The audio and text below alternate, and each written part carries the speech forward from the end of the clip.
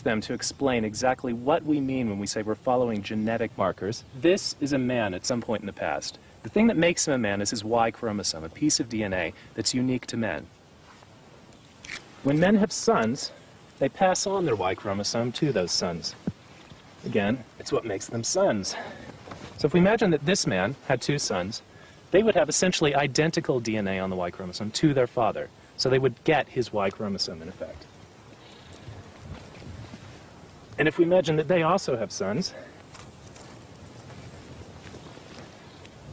those sons, the grandsons of this very first man, would also have essentially the same DNA.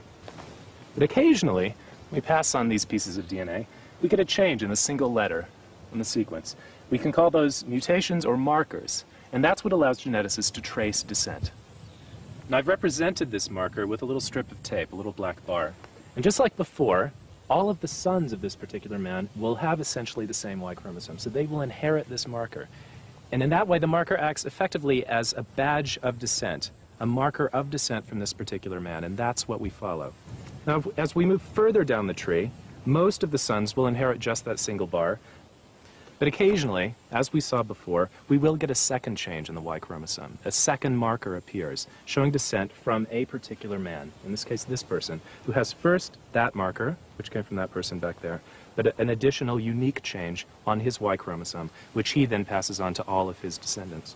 So in the people that we're talking about living in the present day, in this part of the tree, they've got two markers. They clearly trace their descent from this man, but the first marker, remember, arose all the way back there, all those generations ago.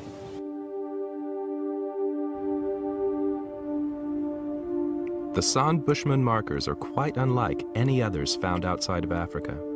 In the world's family tree, their branch is the first to split from the rest.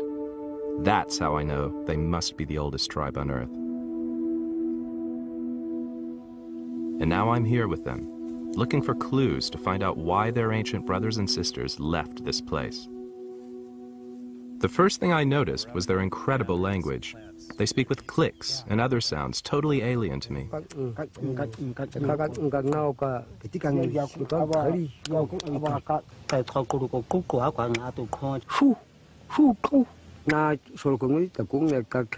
And the word for zero? Kora. They try to teach it to me. And for two? Ta. And three? Lani. And four? Go.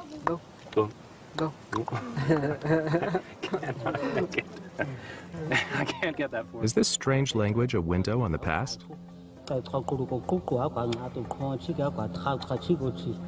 Did our ancestors speak like them? Merritt Rulin, a linguist from my old university, Stanford. Bushman is the only family which has clicks. Those kinds of sounds. None of the other world's language families have these sounds. So this is really what makes Bushman languages different from all of the other world's languages. There's a reasonable hypothesis that these clicks are, in fact, ancestral sounds which have been lost in all of the other world's languages, probably lost just once in Africa. And then the group which lost these clicks left Africa and spread throughout the entire world. When I ask another colleague, paleoanthropologist Richard Klein, also from Stanford, he goes even further. Speech is more than just communication. It's also the way you model your world. You can ask what-if questions. What if I mounted this piece of stone on the end of this shaft in this way, and I put a string across this bowed thing, and I tried to shoot the shaft with this bowed thing? What if? You know, that kind of question is something that probably requires language to be answered effectively, even if it's just one person talking to themselves in their mind's eye. 50,000 years ago, Click was a new and complex language. There'd been nothing like it before. But there were other innovations too. They showed me this. It's a spear tip finely crafted from bone. It might not seem like much today, but when our ancestors started using it, it was the last word in technology. The smart missile of its day. In every detectable archaeological respect, meaning the manufacture of art, the widespread use of materials like bone and ivory and shell, the burial of the dead with ceremony or with ritual, in every detectable archaeological respect. After 50,000 years ago, you see this burst of creativity. There's a big difference in behavior. The form is fixed, and culture takes off.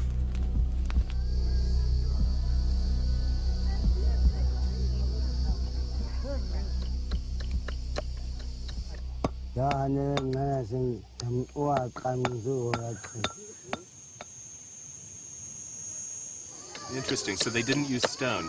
No, they didn't use stone. They used the bone. The bone. Yeah. Because it's more efficient. Yeah. The arrows were finer. And Yeah.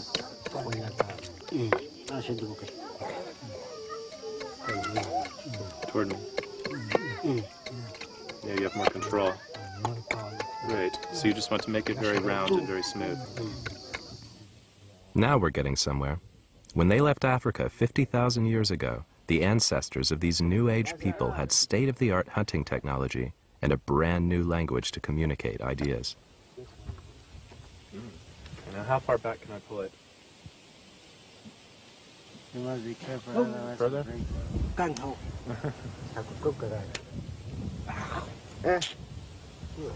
more. Going to the right.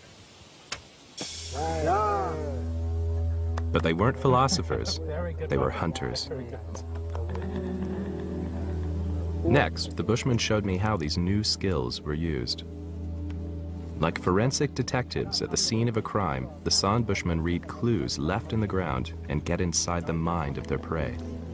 50,000 years ago, this kind of thinking would have given them an immense advantage over their competitors, anyone who couldn't think like this. Piers Latrange has worked with the Bushmen for years.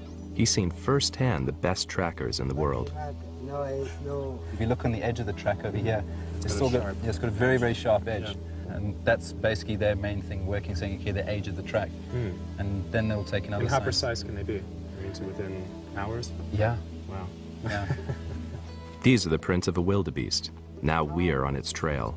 A lion will wander across hoof prints without a second thought. If it can't see the animal, hear it, or smell it, it simply doesn't exist. It would have been the same for our distant ancestors. But 50,000 years ago, these trackers learnt to see into the past and into the future.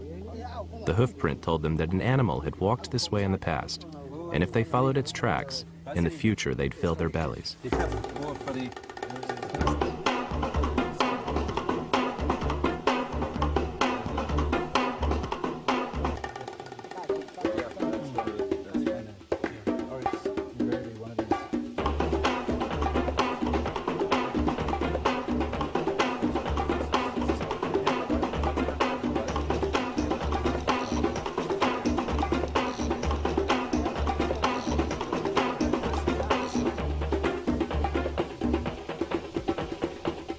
According to Merritt Rulin, hunting was only the beginning of the advances made possible by language. Language is basically responsible for all human behavior, whatever it is, and these new hunting methods and the exquisite hunting methods that these people have clearly reflects advanced language. The advanced language is what allows people to do all of this extraordinarily complicated and complex kinds of activities. Its language lets us do an enormous number of different things, and hunting is just one of them. Back on the trail, the tracks lead us to the prey. If you look over there, he's lying under the tree there. Okay, yeah. You just see his tail swishing. What he's doing is actually checking to see where the wind is blowing. The wind is away. Okay, so what are they doing now? So this is what they would be their typical stalking pose, actually, sort of slides up and down, try and lower their profile on the ground. The Bushmen are keeping a low profile, but unfortunately they never stood a chance. The two great white hangers-on yakking behind them blew it. There you go. That's So they figure that it's not even worth trying. No, once you've been busted, you've been busted. Yeah. It's not going to be worth it. The element of surprise is gone. Yeah. Is there a parallel between what I'm watching and the skills our ancestors developed 50,000 years ago? I asked Piers. Oh, absolutely. If you take it just on a basis of natural selection in its purest form, you look at every animal around, it's going to be the survival of the fittest. And to me, you can use the same analogy for mankind. If you didn't have the brains, sorry, you were left behind. 50,000 years ago, our ancestors experienced a quantum leap in thinking. But this doesn't tell me why they left. Were they driven out? Did they develop a newfound curiosity? I'm told the answer may lie 800 miles south of here, on the South African coast.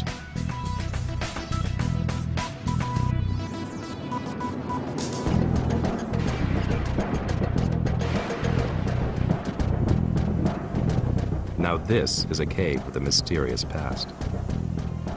Long before the quantum leap, this natural shelter was a home for humans. Then they suddenly vanished. Why? De Kelder's cave contains human bones dating back 80,000 years. What were these early occupants like? I asked Royden Yates, an archaeologist from the University of Cape Town, to describe them to me. That's the lower jaw. What's important is the presence of a chin.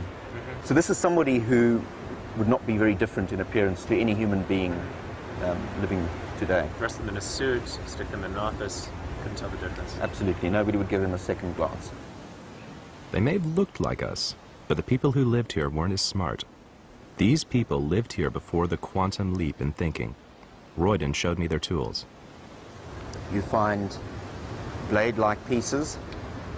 And these would have been chipped off a core. That's a right. central piece of stone. That's right. Chop up a bit on the edge. Then you find over here other pieces which have a natural point. Now, better developed examples such as this could be used as a tip to the spear. And these would be hafted onto some sort of stick. Yeah. Yeah. They are very crude. If I gave you a block of quartz and a hammerstone, I'd challenge you to produce a flake formed like that. He's right. I can't make a stone tool, but I'll live with it. The point is that the people who lived here hadn't thought of using materials like bone. These are the kinds of simple stone tools that humans had been making for hundreds of thousands of years. But when did they disappear? The dating that we have shows that Middle Stone Age people were not in this shelter after 50,000 years ago. Something clearly happened there then. Something clearly happened there.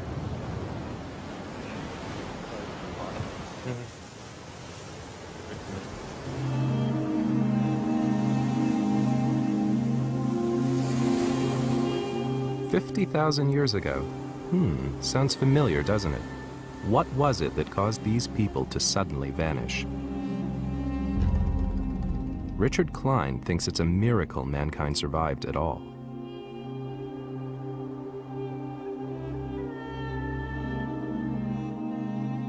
It's extremely difficult to find archaeological sites that date between 60 and 30,000 years ago. Animal and plant populations crashed and human populations would follow. So it's not that there weren't people there, say in southern Africa between 60 and 30,000 years ago, but there were so few of them that they have virtually no archaeological visibility. Julia Lee Thorpe, a paleoclimatologist from the University of Cape Town, explained how